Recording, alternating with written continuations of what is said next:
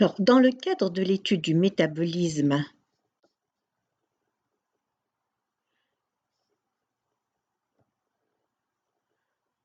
des glucides et plus exactement leur catabolisme, au cours de notre deuxième séance, nous avons étudié la phase préparatoire de la glycolyse. Aujourd'hui, au cours de cette troisième séance, nous allons étudier la phase de récupération de l'énergie, ce qu'on va appeler la phase rentable. Cette phase rentable, c'est la phase qui va partir de la réaction numéro 6 jusqu'à la réaction numéro 10 de la glycolyse. Alors, la réaction numéro 6, c'est une réaction d'oxydation phosphorylante du phosphoglycéraldéhyde en 1,3-biphosphoglycérate. Alors, cette réaction, elle est catalysée par la phosphoglycéraldéhyde déshydrogénase. C'est une enzyme qui est allostérique, elle est constituée de 4 sous-unités dont le poids moléculaire est de 148 000. Donc, le substrat, ce sera le phosphoglycéraldéhyde. Cette molécule, ce substrat, va se fixer sur l'enzyme et sur le groupement S de l'enzyme. Au cours de la formation du complexe enzyme-substrat, puis il va y avoir une réaction d'oxydation. La fonction aldéhyde va se transformer en une fonction acide. Donc, il va y avoir perte des hydrogènes qui sont là et des électrons qui vont être captés par le NAD+, et se transformer en NADH. C'est un NADH, rappelez-vous, un NADH cytoplasmique. Et on reviendra, on expliquera le devenir de cette molécule. Donc, ici, il va y avoir, toujours, c'est le complexe, l'enzyme est toujours attaché à ce produit qui vient d'être synthétisé. Puis, on va avoir une phosphorylation par un phosphate inorganique et il va y avoir hydrolyse de cette liaison et fixation de ce phosphate sur cette liaison. Et la molécule obtenue, c'est le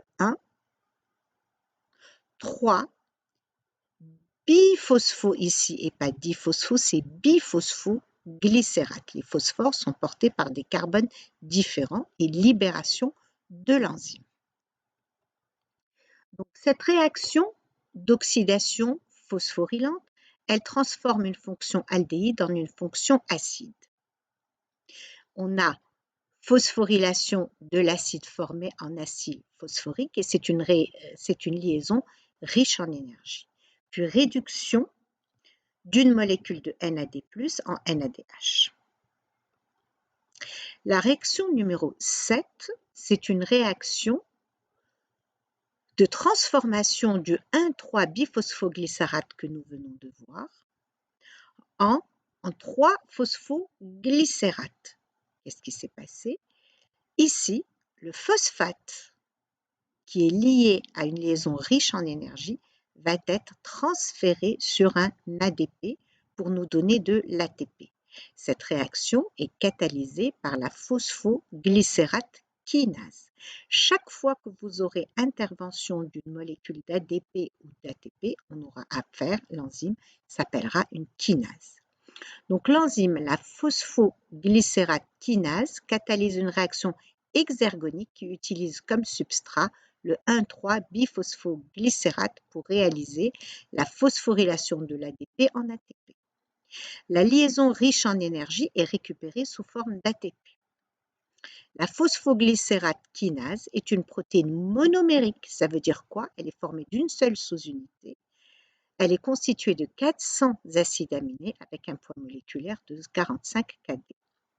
Ce processus de phosphorylation de l'ADP avec une réaction chimique s'appelle la phosphorylation d'ADP au niveau du substrat.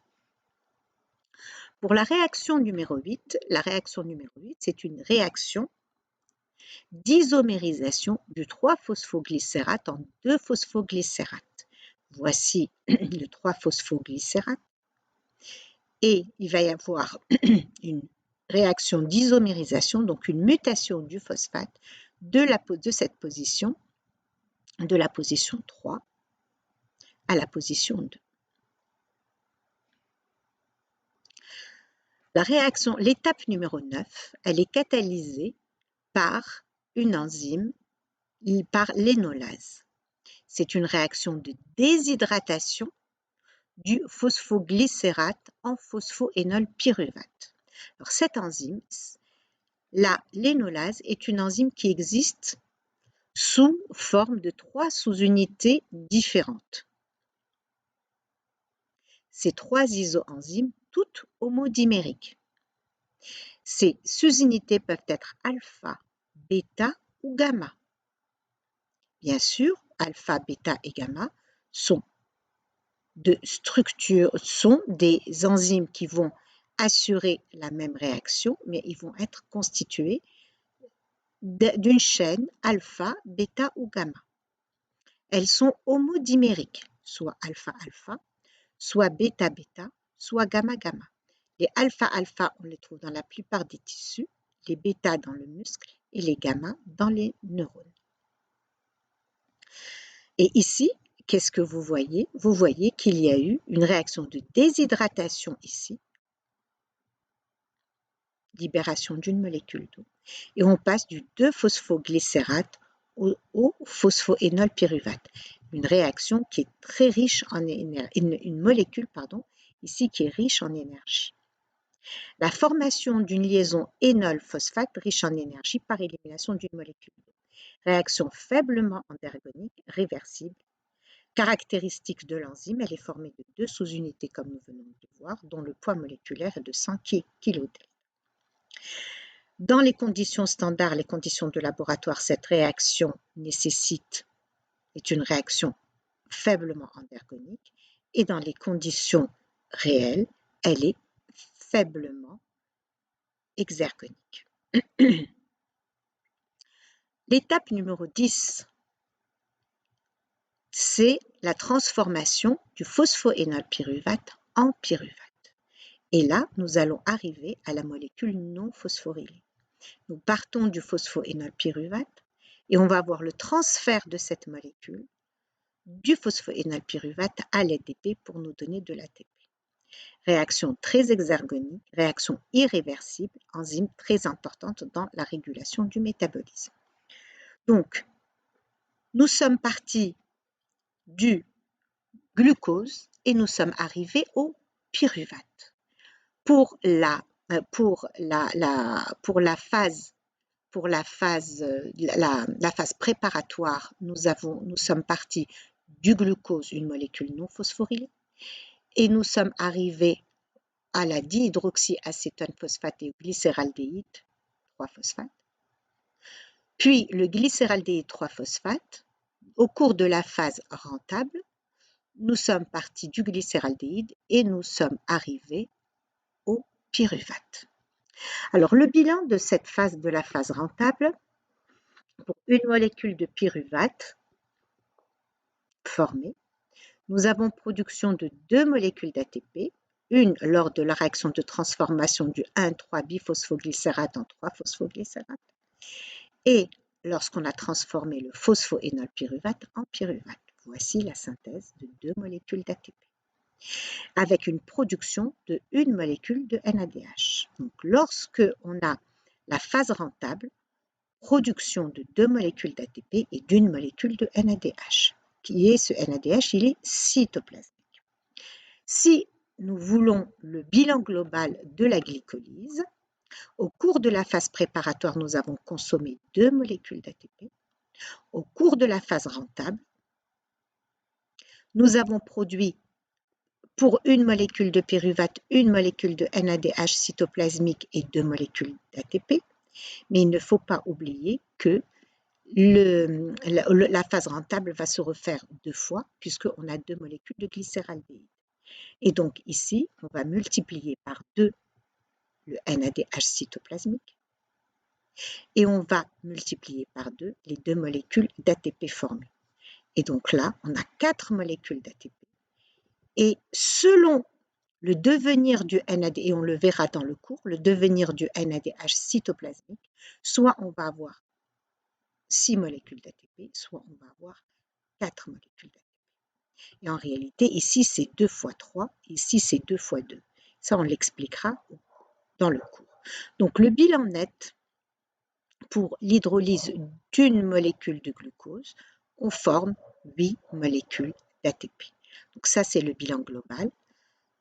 Une molécule de glucose, le catabolisme d'une molécule de glucose pour transformer cette molécule de glucose en pyruvate, on va utiliser 2 molécules de NAD+, 2 PI, 2 ADP, on va former 2 pyruvates, 2 NAD+, 2 ATP et 2 molécules d'acheteuses. Alors maintenant, nous allons voir, nous avons dit que tout le métabolisme, il est régulé. Alors c'est quoi la régulation? Nous avons vu 10 réactions différentes au cours de la glycolyse. Eh bien, ces réactions, elles sont régulées. Et la régulation va se faire essentiellement au niveau des 3 réactions irréversibles que nous avons vues dans la glycolyse. Ça veut dire quoi réguler? Réguler, ça veut dire que les réactions ne vont pas toujours se faire dans n'importe quel sens. Elles vont se faire en fonction des besoins énergétiques de la cellule et on va voir comment se fait cette régulation. Alors, la régulation de la glycolyse, dans les voies métaboliques, les enzymes qui catalysent des réactions essentiellement irréversibles sont des sites potentiels de contrôle. Alors, il existe plusieurs types de contrôle. Il y a les contrôles allostériques, les inhibitions compétitives par le produit, les modifications covalentes et le contrôle transcriptionnel. Alors, allostérique, ça veut dire quoi? Alors, il existe des enzymes de type michaélien et des enzymes de type allostérique. Vous verrez dans le cours d'enzymologie toutes ces définitions. Mais à titre indicatif, je vous dirai qu'une enzyme allostérique, elle est formée de plusieurs sous-unités, de plusieurs protomères, alors qu'une enzyme michaélienne, elle est formée d'une seule sous-unité. Nous allons nous contenter de ça pour l'instant. Alors, donc le contrôle allostérique, l'activité de l'enzyme est régulée par la liaison du produit de la réaction d'un réactif, d'un cofacteur de la voie au niveau d'un site différent du site actif de l'enzyme. Par exemple, rappelez-vous, on avait dit la première réaction, la transformation du glucose en glucose 6-phosphate, et nous avions dit que le glucose 6-phosphate est un inhibiteur de l'exokinase. Il y a l'inhibition compétitive par le produit, donc le produit de la réaction se lie au site actif et entre en compétition avec le réactif. La vitesse de la réaction est ainsi diminuée. Il y a la modification covalente. Et tout ça, ça intervient au niveau de l'enzyme. Modification covalente, l'activité est différente dans chacun des 2 états de l'enzyme. Ceux-ci sont déterminés par une modification covalente comme la phosphorylation. Ça veut dire quoi? Une enzyme est une protéine. D'accord? Cette protéine, elle est formée d'un ensemble d'acides aminés. Si on modifie, et l'enzyme, pour qu'elle puisse avoir son activité, elle doit être sous la forme quaternaire. Donc, vous avez vu, en biochimie structurale, vous avez vu qu'une protéine peut avoir une structure primaire, c'est-à-dire l'enchaînement des acides aminés, elle peut avoir une structure secondaire, puis une structure tertiaire, puis une structure quaternaire, c'est-à-dire un enchevêtrement de telle façon à développer le site actif de l'enzyme. Si on phosphoryle un des acides aminés, qu'est-ce qui va se passer? La structure quaternaire ou même la structure secondaire ne pourra pas se faire. Et donc, il va y avoir une modification covalente au niveau de la structure de l'enzyme. Le contrôle transcriptionnel, eh bien, c'est toujours au niveau de l'enzyme. Le contrôle transcriptionnel, l'expression ou la répression d'un gène codant pour une enzyme, peuvent aussi contrôler le flux dans la voie métabolique. Ça veut dire quoi? Ça veut dire que le gène qui va coder pour l'enzyme, le contrôle va agir sur le gène qui va normalement permettre la synthèse de la protéine. Si ce gène est inhibé, donc il n'y aura pas de de synthèse de la protéine. Donc, la régulation de la glycolyse, soit on va avoir 4 types de contrôle, soit un contrôle allostérique, soit une inhibition compétitive, soit une modification covalente, soit un contrôle transcriptionnel. Et tout ça agit au niveau des enzymes. Donc, la régulation d'une réaction, elle se fait au niveau de l'enzyme. Les étapes de régulation de la glycolyse. Les enzymes catalysant les réactions très exergoniques sont limitées. Les étapes de régulation de la glycolyse sont les 3 réactions irréversibles. Rappelez-vous, on avait vu que 3 réactions étaient irréversibles. La première, d'accord, c'est la transformation du glucose en glucose 6-phosphate, puis la réaction de transformation du fructose 6-phosphate en fructose 1,6-biphosphate par la phosphofructokinase.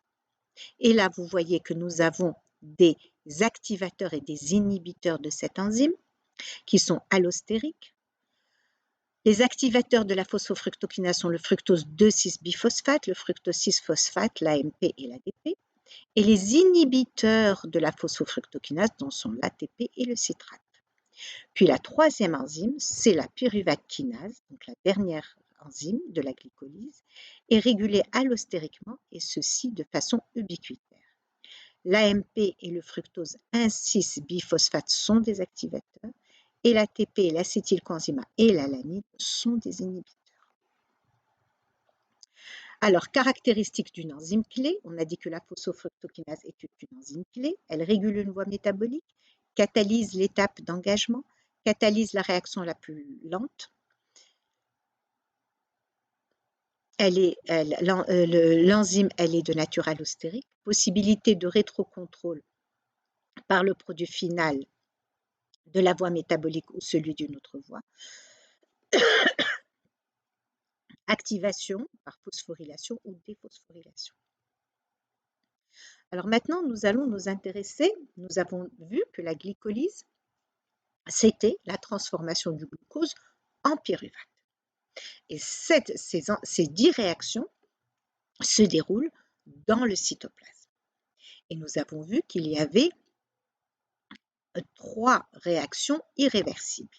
Et le produit final, c'est le pyruvate. Donc, à partir d'une molécule de glucose, nous avons synthétisé 2 molécules de pyruvate.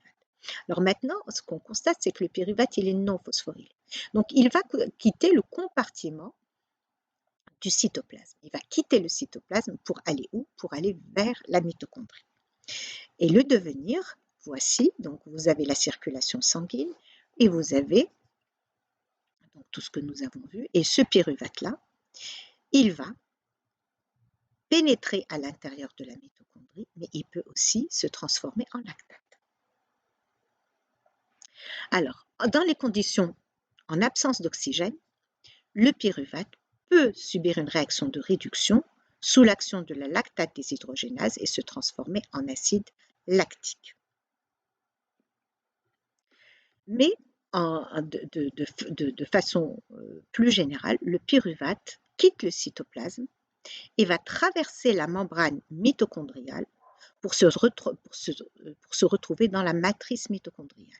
Le pyruvate entre dans la mitochondrie et se transforme en acétylcoenzyme A, et l'acétylcoenzyme A va subir un ensemble de réactions au niveau du cycle de Krebs. En présence d'oxygène, oxydation du pyruvate, nous sommes maintenant dans la matrice mitochondriale.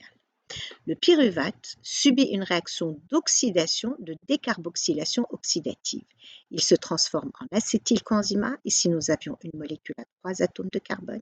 Ici, nous allons avoir une molécule à 2 atomes de carbone. Donc, une réaction de décarboxylation et une réaction d'oxydation. Donc, une décarboxylation oxydative. Ici, maintenant, on a du NADH intramitochondrial. Et donc, c'est du NADH mitochondrial. Cette voie est irréversible et elle est catalysée par un complexe pyruvate déshydrogénase. Alors, ce complexe, il est là.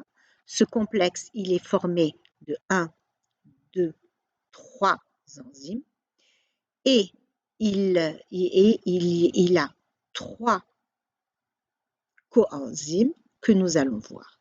Alors, voici le pyruvate. La première étape, le pyruvate va subir une réaction de décarboxylation en présence de l'enzyme E1 qui est la pyruvate déshydrogénase. Et il va se lier à la thiamine pyrophosphate. Ensuite, on va régénérer la thiamine pyrophosphate et cette molécule-là va se lier au lipoyl groupe dont l'enzyme est la dihydrolipoyl transacétylase. Il va subir une autre réaction en présence de E3, la dihydrolipoyl déshydrogénase. Ici, on va libérer en présence du coenzyme ASH, on libère l'acétylcoenzyme A, qui est un produit terminal, mais il faut régénérer le lipoyl groupe. Donc ici, nous avons une troisième enzyme, la dihydrolipoyl déshydrogénase, dont le cofacteur, c'est le FAD. Donc, les hydrogènes qui sont là vont aller vers le FAD, ça c'est un FADH2. Puis, il va y avoir intervention du NAD+, et on va avoir du NADH. Donc, les produits terminaux sont l'acétylcoenzyme A et le NADH et le CO2. Donc, le complexe mécanisme d'action de la pyruvate déshydrogénase qui est un complexe multi-enzymatique. Donc, voici la décarboxylation oxydative du pyruvate par la pyruvate déshydrogénase. Donc, la pyruvate déshydrogénase est un complexe multi-enzymatique constitué de 3 enzymes, E1, E2, E3, comme nous venons de le voir. La réaction met en jeu 5 coenzymes, la thiamine pyrophosphate, l'acide lipoïque, le FAD, le NAD et l'acétylcoenzyme A, et le coenzyme ASH, pardon.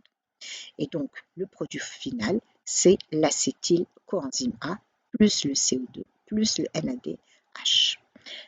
Donc, le complexe multi-enzymatique pyruvate déshydrogénase agit en 5 étapes.